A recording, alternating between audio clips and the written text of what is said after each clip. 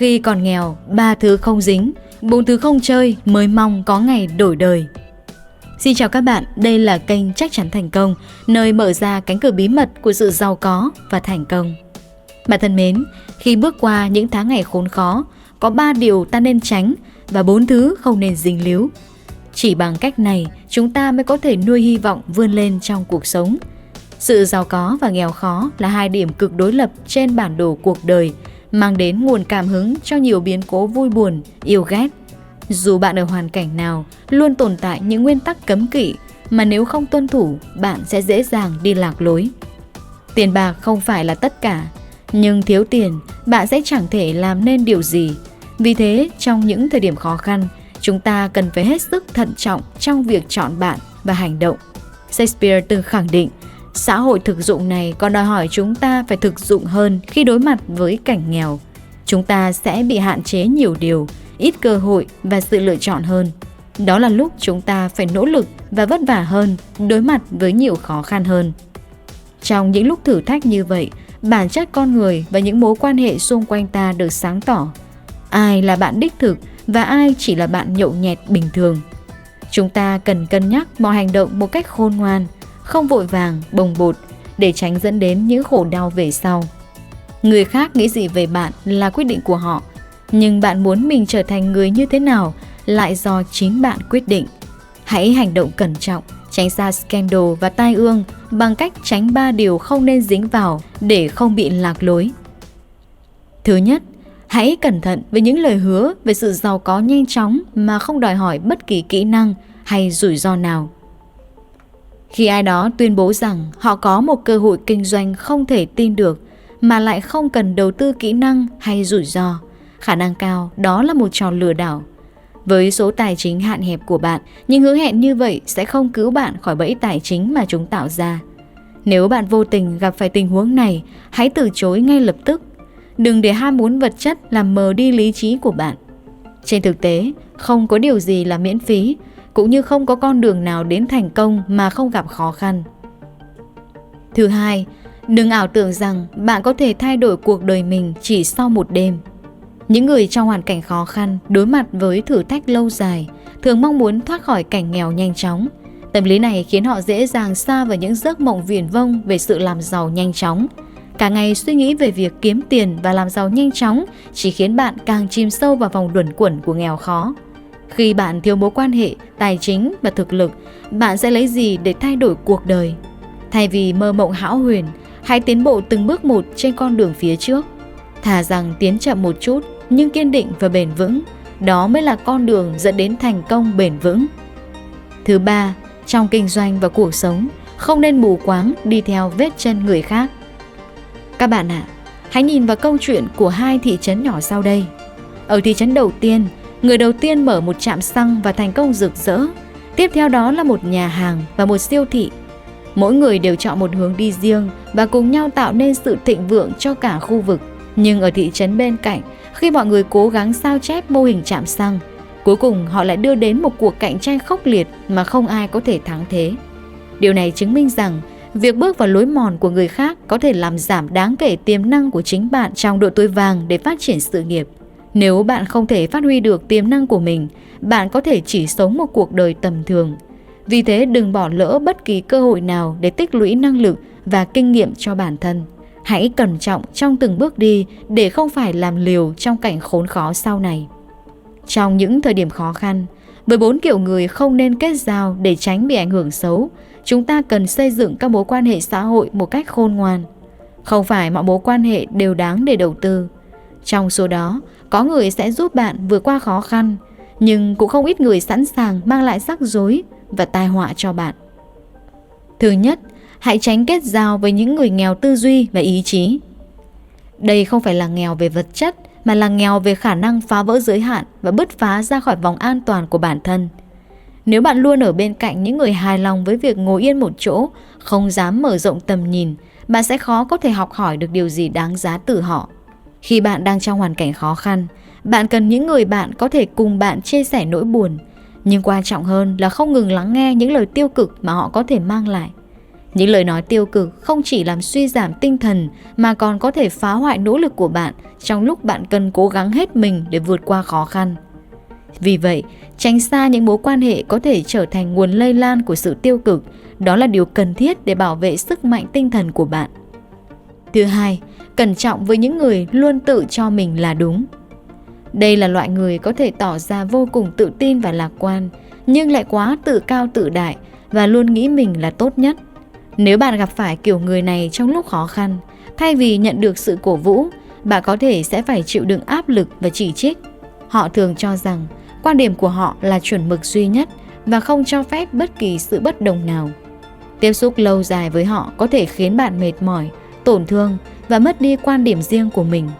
Sự khích lệ từ bạn bè là điều quý giá và đáng được trân trọng, nhưng bạn cũng cần tỉnh táo để không trở thành nô lệ của ý chí của người khác.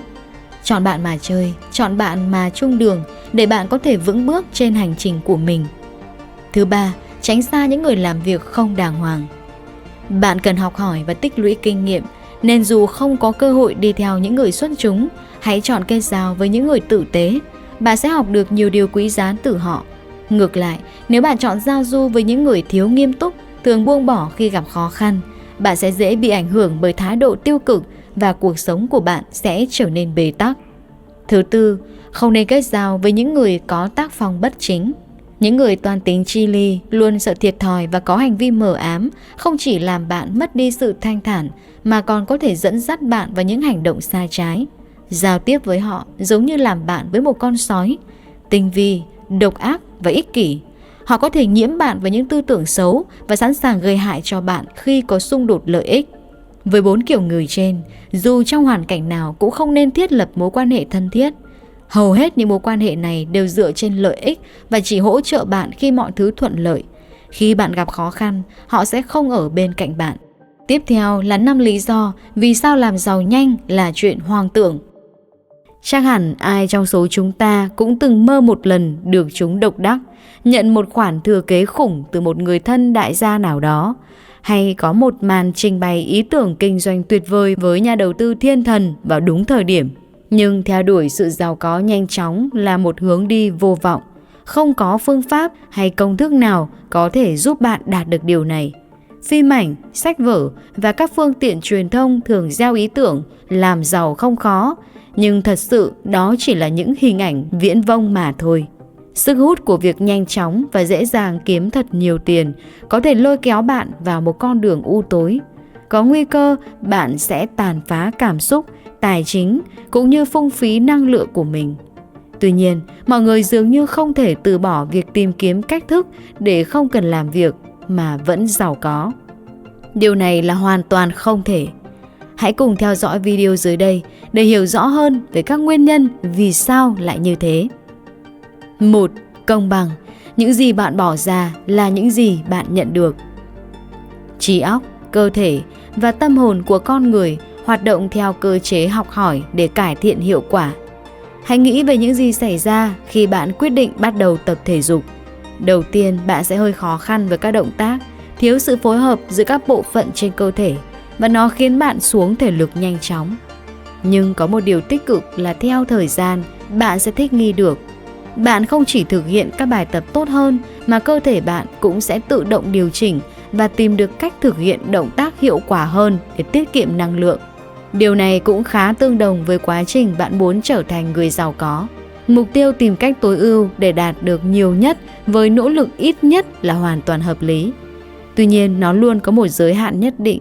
Rèn luyện thể chất sẽ giúp cơ thể bạn thích nghi bằng cách phát triển cơ bắp, sức mạnh và sức bền. Tương tự như vậy, quá trình xây dựng nền tảng tài chính giúp bạn hình thành sự kiên nhẫn, sức mạnh tinh thần và sức chịu đựng cần thiết để duy trì và phát triển dòng tiền của mình theo thời gian.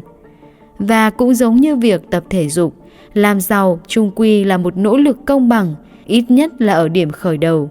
Bạn chỉ nhận về những gì mình đã đặt vào.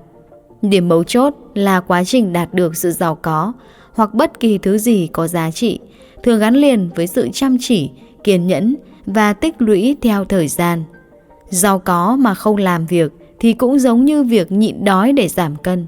Kết quả không được lâu bền và bạn sẽ không học được cách thích nghi phù hợp với các thay đổi. Bạn cần phải làm việc chăm chỉ để thấy được sự tiến bộ của mình gia tăng theo thời gian. 2. Càng dễ đến, càng dễ đi. Có vô số câu chuyện về những người bất chợt nhận được số tiền khổng lồ và rồi trở lại với con số không ban đầu không lâu sau đó. Theo NEFE, Quỹ tài trợ quốc gia cho giáo dục tài chính của Mỹ, 70% những người trúng số hoặc nhận một số tiền lớn bất ngờ đã phá sản trong vòng vài năm. Kiếm tiền và giữ tiền là hai việc hoàn toàn khác nhau. Khi bạn nhận một thứ gì đó nhanh chóng mà không cần phải vất vả đổ mồ hôi cho nó, bạn sẽ có xu hướng không coi trọng và bảo vệ chúng. Nếu bạn chưa biết cách quản lý hợp lý số tiền nhỏ mình đang có, thì khi sở hữu một số tiền lớn, bạn sẽ chỉ lặp lại các chu kỳ tương tự nhưng ở quy mô lớn hơn. Vì chưa từng sở hữu, theo dõi và quản lý số tiền lớn, bạn rất dễ nhanh chóng đánh mất chúng. 3. Không đủ kiến thức để tham gia các cuộc chơi rủi ro. Các phương pháp làm giàu nhanh thường được quảng cáo như một thứ gì đó rất bí ẩn và đặc biệt dành riêng cho những người như bạn. Và dĩ nhiên, ai mà không thích một thông tin mật thật siêu việt. Hầu hết những phương pháp làm giàu nhanh lợi dụng mong muốn phi thực tế của người tham gia. Một lần nữa, việc tìm cách để tối ưu hiệu quả và thành công nhanh chóng là một động cơ và chiến lược hoàn toàn tự nhiên. Điều này không khiến bạn trở thành người xấu, nhưng nó có thể biến bạn thành mục tiêu cho những việc không tốt. Nếu bạn không phải là một chuyên gia tài chính, cũng không phải là một bậc thầy trong kinh doanh, thì không nên cố gắng giả vờ thể hiện điều đó. Nếu bạn thấy mình không hiểu rõ một phương pháp đầu tư, thì đó là một tín hiệu quan trọng để bạn cân nhắc tạm thời rời khỏi cuộc chơi này. Nếu bạn cảm thấy lời mời chào tốt đến mức khó tin, hãy tỉnh táo. Nếu bạn cảm thấy nó có vẻ mờ ám và không rõ ràng về pháp lý, hãy bỏ qua. Nếu có một linh tính mách bảo bạn cẩn thận, hãy chú ý đến cảm giác đó. Đừng để lòng tham và sự kiêu ngạo của bản thân đẩy bạn vào những hứa hẹn ảo tưởng. Hãy khiêm tốn thừa nhận rằng bạn chưa đủ nhiều kiến thức để đầu tư mạo hiểm và nhẹ nhàng rút lui. Điều này không chỉ giúp bạn tiết kiệm được tiền bạc, mà còn thời gian và sức khỏe của mình. 4. Quy trình tích lũy tài sản đòi hỏi sự khôn ngoan. Và sự khôn ngoan này cũng cần thời gian để tích lũy. May mắn đóng vai trò rất nhỏ trong việc làm giàu. Khả năng nhận biết và tận dụng cơ hội tốt không phải là ngẫu nhiên. Bạn cần có hiểu biết và sự khôn ngoan để xây dựng và duy trì nền tảng tài chính vững chắc. Bạn phải rất siêng năng nếu thực sự muốn một cuộc sống sung túc. Bạn phải đọc, học tập, nghiên cứu, tự vấn với những vấn đề xảy ra xung quanh mình và luôn sẵn sàng học hỏi từ những người đi trước, những nơi bạn đi qua. 5. Giàu có không phải điểm đến. Một trong những lý do chính của việc vì sao không thể làm giàu nhanh chóng là vì bản thân khái niệm này đã sai lầm. Giàu có là gì? Khi nào thì là đủ? Và làm thế nào để biết bạn có giàu hay không? Giàu là khi bạn có thể mua bất kể thứ gì mà mình muốn. Có rất nhiều người nổi tiếng trong nhiều lĩnh vực khác nhau như vận động viên, diễn viên, ca sĩ, bác sĩ, luật sư, nhà khoa học kiếm được hàng trăm ngàn đô, thậm chí hàng triệu đô nhưng vẫn bị phá sản. Làm giàu là một hành trình chứ không phải đích đến. Nó có nghĩa rộng hơn là số tiền bạn có trong ngân hàng hay những món đồ đắt tiền mà bạn sở hữu. Bạn sẽ kiếm được tiền và rồi tiêu xài nó. Có rồi mất. Giàu có là khi bạn có thể hài lòng với và quản lý được những gì mình đang sở hữu, bất kể là nhiều hay ít. Giàu có là một trạng thái bình thản, không tham lam hay luôn mong cầu để đạt được nhiều hơn. Và hành trình đó không xảy ra chỉ sau một đêm. Vâng, vừa rồi là 5 lý do làm giàu nhanh thực sự rất khó xảy ra. Những người luôn suy nghĩ giàu có đến từ sự may mắn hay coi trọng việc tiết kiệm hơn kiếm tiền thì cơ hội giàu có luôn đóng cửa với họ. 6 dấu hiệu dưới đây chứng minh bạn khó có thể làm giàu, cần thay đổi càng sớm càng tốt. 1. Coi trọng kiếm tiền hơn tiết kiệm. Người giàu luôn hiểu rõ tầm quan trọng của việc tiết kiệm và đầu tư. Tuy nhiên họ nhận ra rằng chìa khóa để trở nên giàu có là tập trung vào việc kiếm tiền. Triệu phú tự thân Steve Siebel từng viết trong cuốn Người giàu nghĩ gì? Bạn phải làm sao để kiếm thêm tiền, sau đó sử dụng số tiền đó đầu tư vào những dự án khác đem về lợi nhuận và lặp lại quy trình này nhiều lần. Vị triệu phú cũng nhấn mạnh, hãy ngừng lo lắng về việc hết tiền và tập trung vào việc kiếm nhiều tiền hơn. Tác giả Thomas C. Colley trong một cuốn sách nghiên cứu về các triệu phú tự thân kéo dài trong 5 năm khẳng định, người giàu không bao giờ dựa vào một nguồn thu nhập duy nhất. Phần lớn họ có ít nhất 3 dòng thu nhập trước khi kiếm được 1 triệu đô đầu tiên. 2. Không có mục tiêu về tiền bạc. Lý do khiến một số người không đạt được điều họ muốn là họ không biết mình muốn gì. Triệu phú tự thân T. Harv Eker viết trong cuốn sách Bí mật tư duy triệu phú. Theo vị này, nếu muốn xây dựng nền tảng giàu có, bạn phải có mục tiêu rõ ràng cũng như một kế hoạch cụ thể và thời gian thực hiện nó. Và khi bạn đã đặt mục tiêu, đừng ngại nghĩ lớn. Steve Siebel từng nói, người giàu mong muốn rất nhiều và luôn sẵn sàng đối mặt với mọi thử thách. Không ai có thể giàu có và sống theo ước mơ của họ mà không có những kỳ vọng lớn lao. 3. Thường xuyên sử dụng cụm từ tôi muốn, tôi ước. Sự khác biệt giữa việc sống cuộc đời giàu sang hay nghèo hèn, ngoài dựa vào suy nghĩ và thói quen, còn liên quan tới lời nói. Nếu bạn chẳng thể làm chủ được tài chính cá nhân, luôn rỗng túi, thì nên thay đổi ngôn ngữ của chính mình. Nhà tài chính Jan Sincero từng viết, ví dụ như cụm từ tôi muốn, tôi ước thực chất là cách diễn đạt của tôi thiếu. Ngoài ra hai cụm từ này còn thể hiện bản chất là bạn không có khả năng điều khiển hay làm chủ công việc cũng như tài chính của mình, nên thay thế chúng bằng những cụm từ tích cực hơn như tôi có hay tôi chọn. 4. Chưa bắt đầu vào đầu tư. Đầu tư là một trong những cách đơn giản hiệu quả nhất để xây dựng sự giàu có. Bạn bắt đầu càng sớm thì càng dễ dàng đạt được 7 con số. Chuyên gia tài chính Ramit Sethi từng nói, các triệu phú trung bình đầu tư 20% thu nhập của họ mỗi năm vào việc làm ăn. Sự giàu có của họ không được đo lường bằng số tiền họ kiếm được, mà bằng cách họ đã tiết kiệm và đầu tư theo thời gian. Chuyên gia tài chính cá nhân Ramit Sethi đã viết trong cuốn sách bán chạy, Tôi sẽ dạy bạn làm giàu. Hiện nay, việc đầu tư ngày càng dễ dàng. Bạn có thể bắt đầu làm giàu bằng số tiền không lớn, không cần phải chuyên gia tài chính mới làm được việc này. 5. Sống trong vùng thoải mái quá lâu. Người bình thường thích một cuộc đời thoải mái, trong khi những người giàu lại bị kích thích bởi những thử thách. Nếu muốn giàu có, bạn phải quen dần với khó khăn và rủi ro. Triệu phú tự thân Steve Siebel từng viết, tầng lớp trung lưu sớm nhận ra trở thành triệu phú không hề dễ dàng và nhu cầu về sự thoải mái có thể rất tàn khốc. Họ học cách thoải mái khi hoạt động trong tình trạng không ổn định liên tục. 6. Luôn nghĩ giàu có chỉ dành cho người may mắn. Nếu bạn luôn nghĩ việc làm giàu nằm ngoài khả năng của mình thì sẽ chẳng bao giờ kiếm được nhiều tiền. Steve Siebel nói, những người có thu nhập trung bình sẽ luôn sống ở mức trung bình bởi vì họ mong đợi điều đó. Họ nghĩ mình không xứng đáng với thu nhập khủng. Sự thật là chúng ta ai cũng có quyền trở thành giàu có nếu bạn sẵn sàng tạo ra giá trị lớn cho những người khác, Steve Siebel khẳng định. Cũng theo vị triệu phú này, hãy luôn tự đặt câu hỏi, tại sao không phải là tôi? Bởi đây chính là việc mà những người giàu vẫn hay nghĩ và thực hiện. Vâng, vừa rồi là 6 dấu hiệu khiến bạn không thể giàu có. Cảm ơn bạn đã theo dõi video. Xin chào và hẹn gặp lại các bạn ở video tiếp theo.